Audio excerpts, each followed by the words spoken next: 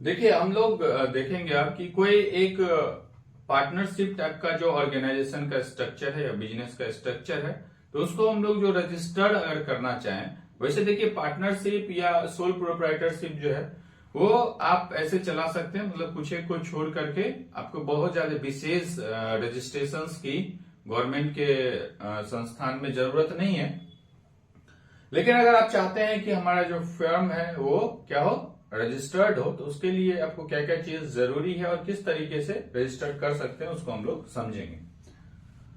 देखिए रजिस्टर्ड जहां होता है जिस कार्यालय में, उसको हम लोग रजिस्ट्रार ऑफिस कहते हैं, ठीक है ना। कोई भी चीज वहीं स्टेट का कोई ऑफिस जिसमें रजिस्टर हो। वैसे देखिए अभी बहुत सारा ऑर्गेनाइजेशन आ गया है और बहुत सारा चीज ऑनलाइन चल रहा है, जैसे आप उद्योग आधार एमएसएमई सब पे रजिस्टर कर सकते हैं। उससे खासकर हम लोग एक सेपरेट बनाएंगे, लेकिन जो हम लोग थ्योरी में पढ़ते हैं उसको समझने की यहाँ जरूरत है कि अगर कोई एक रजिस्ट्रेशन आप करने जाएंगे किसका, साझेदारी टाइप के फॉर्म का अगर पंजीकरण आप करें, तो किन किन बातों का ध्यान रखना है और क्या क्या डेटा मेरे पास होना चाहिए अगर हमको रजिस्टर्ड करना है। तो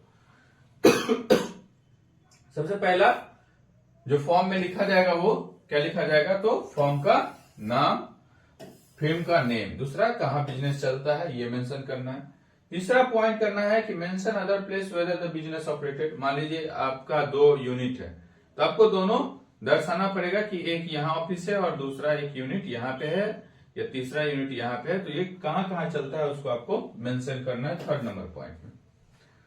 उसके बाद आप लोग को 4th नंबर पॉइंट में है कि कमेंस डेट ऑफ बिजनेस, कितने तारीख से वो जो ऑर्गेनाइजेशन है वो या फिर जो बिजनेस है वो चल रहा है, उसका व्यवसाय के प्रारंभ होने की तिथि। उसके बाद 5th है date of joining of partner, कितने तारीख को आपके कौन कौन पार्टनर सब ज्वाइन किए हैं उसका भी डिटेल्स मेंशन करना होगा। उसके बाद फिर 6 नंबर पॉइंट है full name and address of all partner. जैसे मान लीजिए 5 लोग मिलकर के कंपनी चला रहे हैं, तो 5 का नाम पूरा और उसका पूरा पता।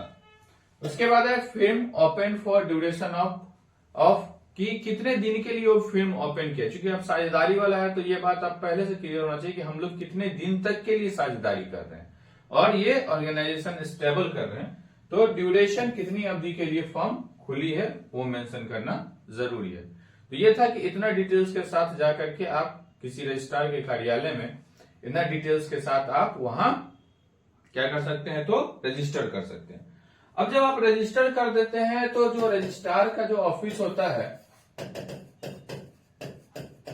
वो रजिस्ट्रार का ऑफिस आपको देता है क्या चीज, तो एक सर्टिफिकेट, ठीक है ना। रजिस्ट्रेशन का एक सर्टिफिकेट देता है और आपका काम होता है कि आपका जो बुक है ट्रांजेक्शन्स का या जो रजिस्टर्ड का जो बुक है, उस बुक को आप क्या रखें, जो स्टॉक बुक कह लीजिए, उस बुक को आपको सुरक्षित रखना पड़ेगा। अगर जिसके आप रजिस्टर करवाए हैं तो सुरक्षित रखना पड़ेगा, किस चीज के लिए, तो ऑडिट के लिए।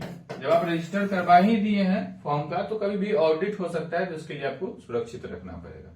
क्लियर है।